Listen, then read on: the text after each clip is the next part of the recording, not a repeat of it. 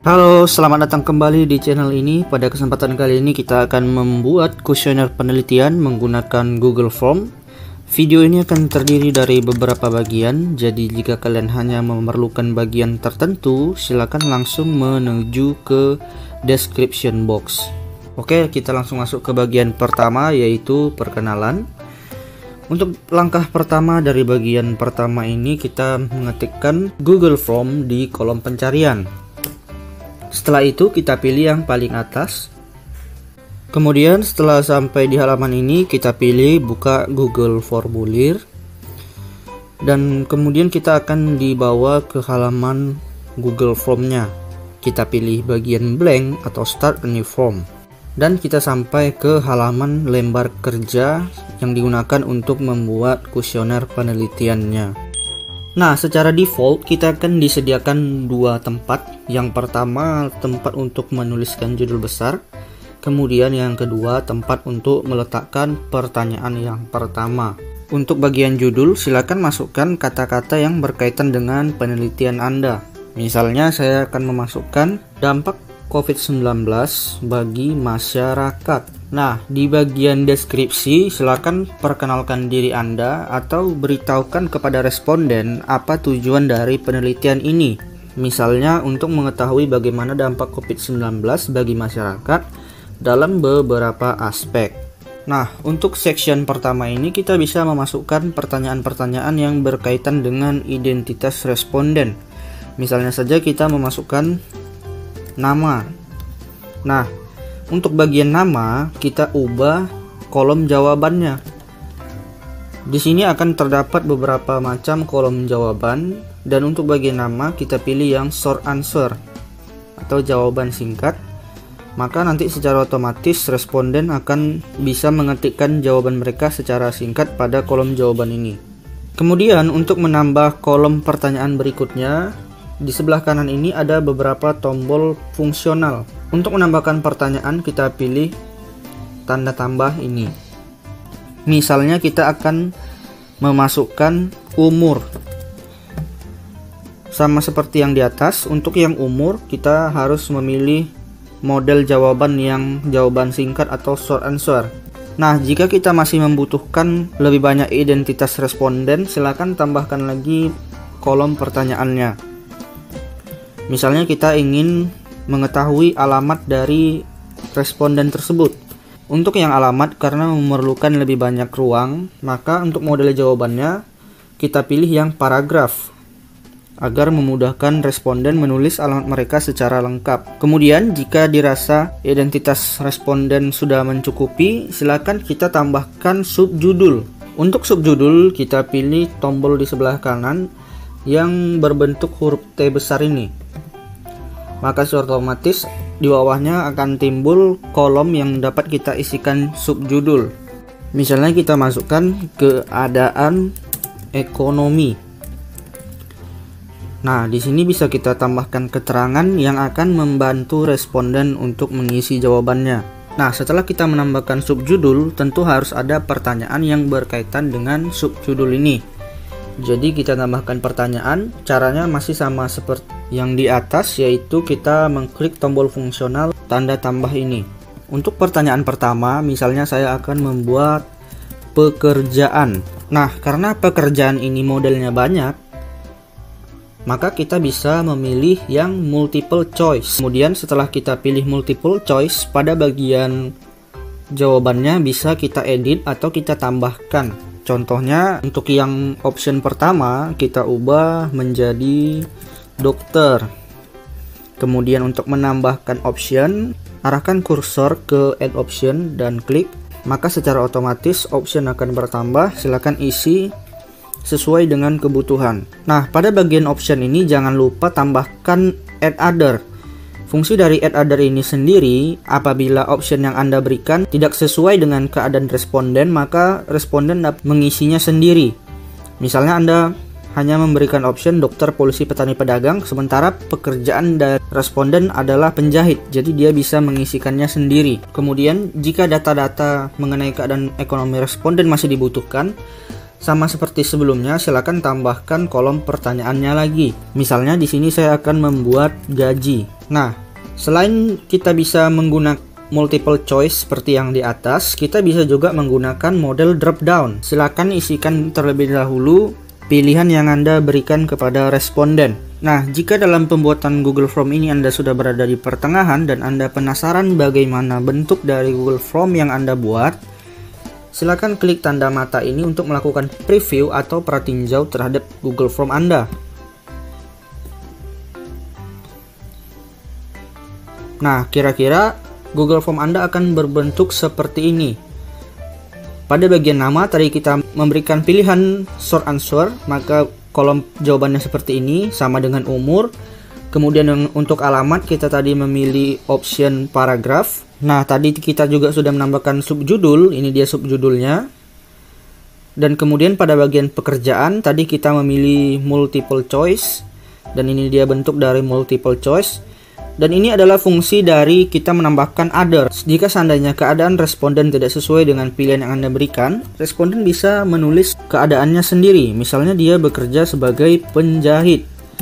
Nah, seperti itu. Seandainya Anda tidak menambahkan other, tentunya responden akan sulit memberikan data yang sebenarnya, sehingga penelitian Anda tidak akurat. Kemudian untuk pada pilihan gaji, tadi kita memilih model jawaban drop down. Dan ini adalah model jawaban drop down. Kita bisa mengklik kemudian memilih salah satu pilihan yang sesuai dengan keadaan kita. Nah, jika dirasa info atau data mengenai keadaan ekonomi responden sudah cukup, silakan tambahkan subjudul berikutnya atau sesuaikan dengan kebutuhan Anda. Misalnya tadi saya sudah menuliskan keadaan ekonomi.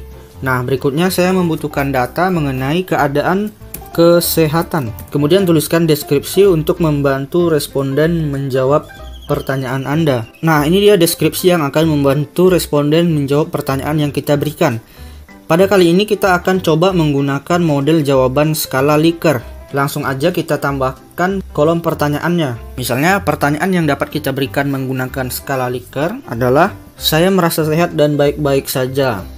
Nah, untuk skala Likert, kita pilih yang linear scale. Pada yang pilihan 1, kita isi sesuai keterangan yang kita berikan, yaitu sangat tidak setuju. Kemudian, pada yang pilihan 5, kita sesuaikan juga, yaitu sangat setuju. Nah, jika Anda penasaran bagaimana model jawaban dari skala Likert ini, silakan klik preview atau pratinjau kembali. Nah, ini adalah model jawaban dari skala Likert. Jadi, responden dapat mengisi berdasarkan skala. Dia mau pilih 2, 3, atau sebagainya.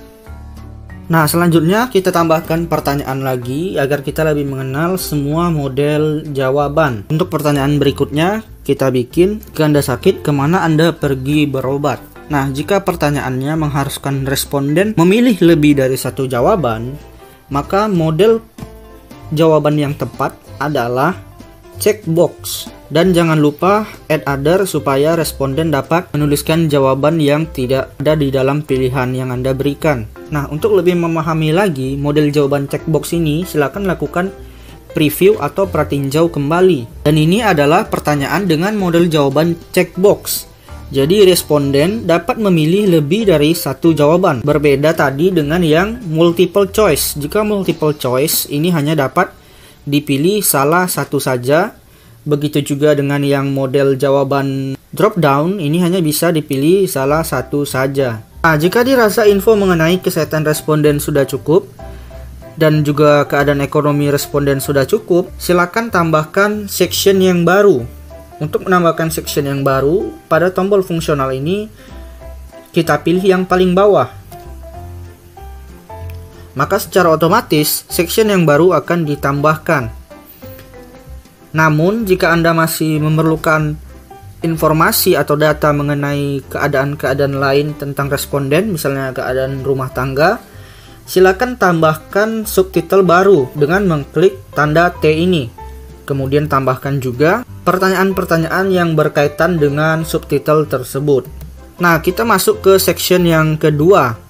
Untuk section yang kedua, silakan tambahkan judul besarnya. Karena tadi judul utama kita adalah dampak COVID-19 bagi masyarakat, di section yang kedua ini mungkin kita bisa tambahkan dampak ekonomi. Nah, selanjutnya jika dirasa pertanyaan Anda tidak memerlukan subjudul, langsung saja tambahkan pertanyaan. Namun jika dirasa memerlukan subjudul karena dampak ekonomi ini memiliki beberapa bagian, silakan tambahkan subjudul terlebih dahulu. Untuk bagian pertanyaan ini, kita akan mengenal yang namanya model jawaban multiple choice grid. Nah, ini dia untuk model jawaban multiple choice grid. Di sini ada bagian kolom, kemudian ada bagian baris. Untuk lebih jelasnya, silakan lakukan pratinjau atau preview. Kita scroll ke bawah. Karena tadi kita sudah memilih section kedua, maka akan ada tombol next yang berfungsi untuk mengantarkan kita ke bagian kedua, yaitu mengenai dampak ekonomi dari COVID-19 tersebut, sesuai dengan yang telah kita buat tadi. Dan ini adalah bentuk dari multiple choice grid. Pada dampak multiple choice grid ini, responden dapat mengisi apakah pekerjaan mereka terpengaruh atau tidak terpengaruh. Kemudian begitu juga untuk yang penghasilan dan seterusnya. Dan juga untuk memudahkan Anda, ini adalah bagian kolom, kemudian ini adalah bagian baris. Sesuai dengan yang ini, bagian baris dan bagian yang kolom. Kemudian kita tambahkan kembali pertanyaannya. Ilustrasi yang menggambarkan keadaan ekonomi Anda. Jika pertanyaan seperti ini, tentunya kita perlu mengupload sebuah gambar. Untuk yang gambar ini ada dua model jawaban yang dapat kita pilih,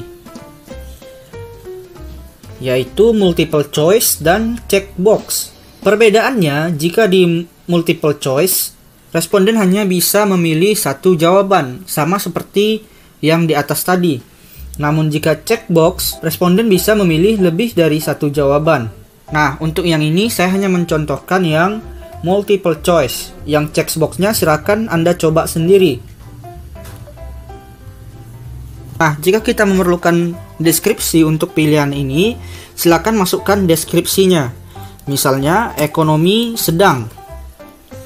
Namun, jika kita tidak memerlukannya, silakan biarkan saja seperti biasa. Kemudian kita lakukan pratinjau kembali untuk mengetahui bagaimana model dari opsi menggunakan jawaban ini. Kita klik next karena tadi berada di section kedua pada dampak ekonomi, dan ini dia adalah modelnya.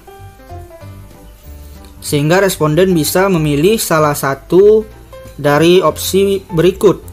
Namun jika Anda menghendaki responden bisa memilih lebih dari satu jawaban, silakan menggunakan checkbox. Nah, jika dirasa section 2 ini sudah cukup atau mengenai dampak ekonomi sudah cukup, kita bisa lanjut ke section 3 menggunakan tombol fungsional yang paling bawah ini.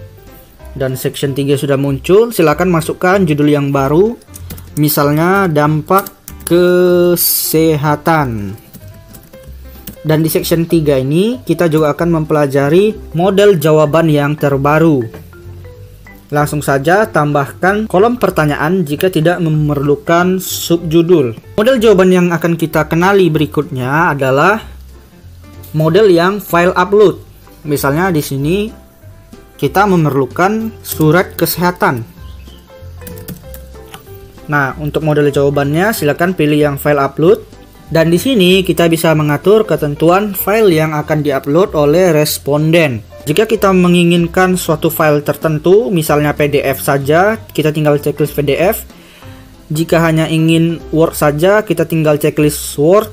Namun jika kita memperkenankan yang PDF, kemudian yang spreadsheet atau Excel, silakan checklist sesuai dengan kebutuhan.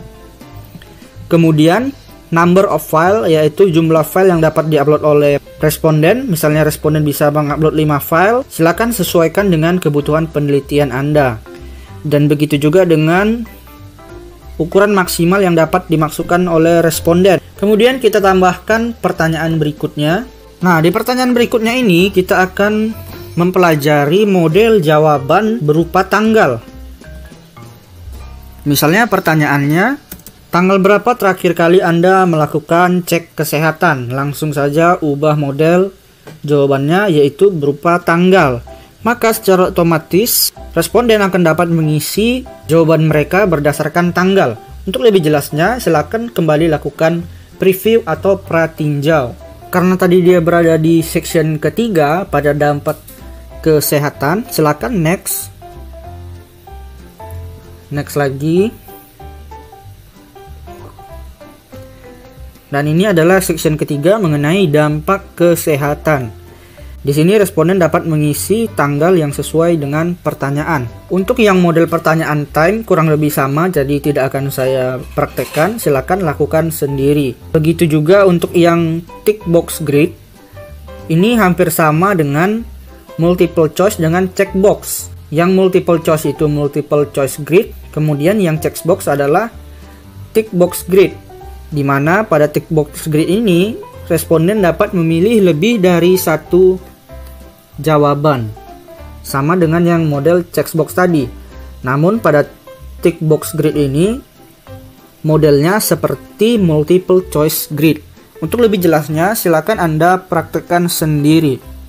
Nah, jika dirasa kuesioner penelitian Anda sudah selesai, tidak ada data yang diinginkan lagi, atau tidak ada section yang ingin ditambahkan, silakan lakukan langkah terakhir yang sangat penting, yaitu Anda kembali ke atas. Kemudian setiap pertanyaan yang dirasa harus dijawab oleh responden, silakan Anda klik terlebih dahulu, kemudian klik require. Karena jika Anda tidak mengklik require, responden dapat mengabaikan pertanyaan tersebut atau tidak menjawab pertanyaan tersebut. Mungkin Anda akan bertanya, kenapa require tadi tidak kita klik saja saat membuat pertanyaannya di awal tadi?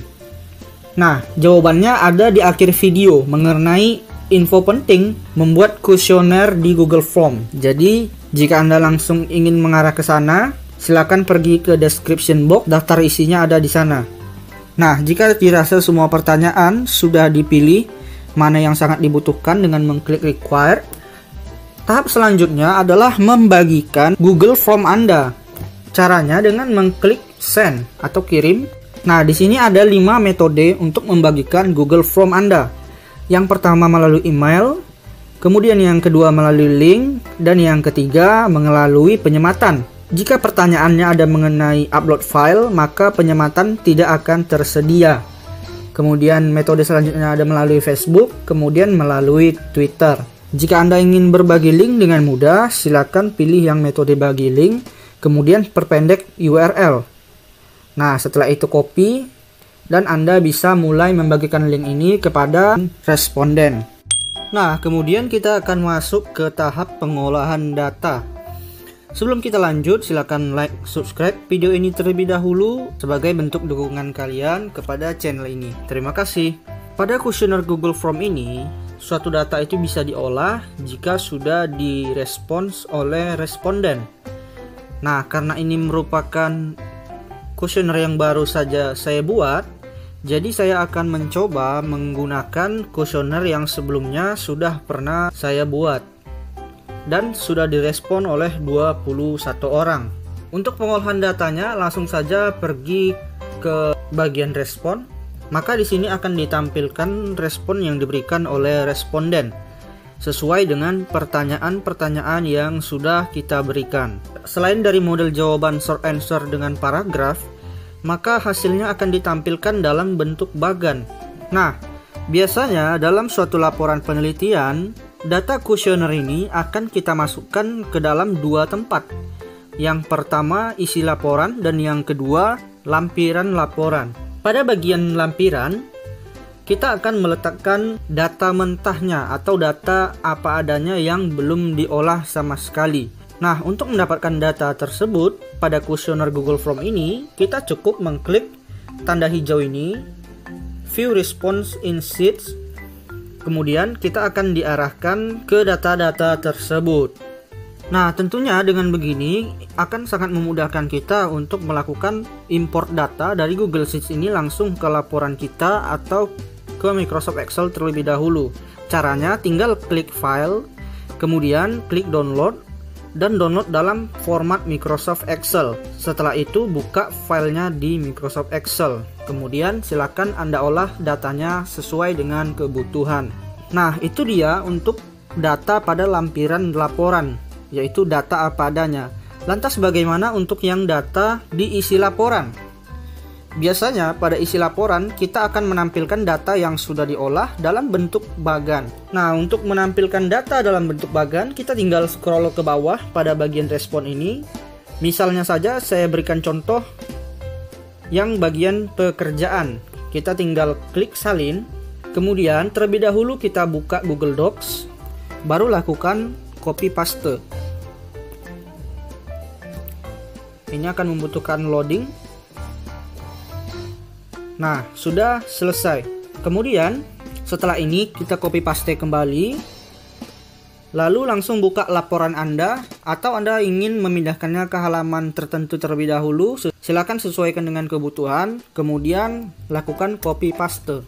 Jika kita meng-copy paste dari Google Form langsung ke Microsoft Word, itu tidak akan bekerja dengan baik, bahkan bagannya sama sekali tidak akan muncul. Nah, lantas bagaimana untuk data-data yang berupa short answer dengan paragraf? Misalnya saja seperti data sebutkan jenis dan merek yang Anda inginkan. Tentu responden harus melakukan pengetikan seperti yang tertera berikut ini. Nah, untuk mengatasinya, setelah melakukan save terhadap data ini, Anda tinggal mencari data yang dibutuhkan, kemudian Anda blok. Setelah Anda blok, silakan berikan tabel pada data tersebut. Setelah ini Anda tinggal melakukan copy paste ke dalam laporan penelitian. Untuk mempermudahnya, sebaiknya buka di Microsoft Excel komputer Anda, jangan buka di Google Sheets ini. Nah, itulah dia tahap-tahap yang harus kita lakukan saat melakukan pengolahan data pada kuesioner penelitian Google Form. Selanjutnya, informasi penting yang harus Anda ketahui saat membuat Google Form. Yang pertama, jika Anda ingin mengumpulkan email daripada responden, sebelum melakukan pembagian link, silakan centang collect email address, kemudian baru Anda bisa membagikan link Google Form-nya. Info yang kedua, mengapa saya menyarankan Anda untuk tidak mengaktifkan tombol harus mengisi terlebih dahulu. Hal ini saya sarankan supaya tidak mempersulit Anda ketika ingin melakukan pratinjau pada Google Form yang lebih dari satu section. Karena ketika Anda ingin lanjut ke section berikutnya, Anda diharuskan mengisi terlebih dahulu Google Form tersebut. Padahal Google Form tersebut adalah milik Anda sendiri, dan ini hanyalah halaman pratinjau. Jadi sebaiknya aktifkan tombol harus mengisi ketika Google Form sudah benar-benar siap. Info yang ketiga, sebetulnya pada Google Sheets ini kita bisa membuat bagan secara mandiri, namun akan memakan lebih banyak waktu. Nah, ketika akan membuat bagan secara mandiri, sebaiknya Anda memblok dengan mengklik huruf yang terdapat pada kolomnya. Karena dengan demikian, ketika terjadi update pada respon Anda, maka secara otomatis data yang ada di Google Sheet ini juga akan ikut terupdate. Dan info yang terakhir, pada Google Form ini tersedia beberapa fitur yang dapat Anda manfaatkan untuk mempercantik atau membuat tampilan dari Google Form ini semakin menarik. Nah, itulah dia video mengenai pembuatan kuesioner penelitian di Google Form. Mulai dari tahap perkenalan, pengenalan tombol-tombol, sampai pembuatan, bahkan juga pengimportan data dari Google Form-nya ke laporan penelitian kita. Terima kasih karena sudah menonton video ini sampai habis. Silakan like dan subscribe video ini jika dirasa bermanfaat. Terima kasih.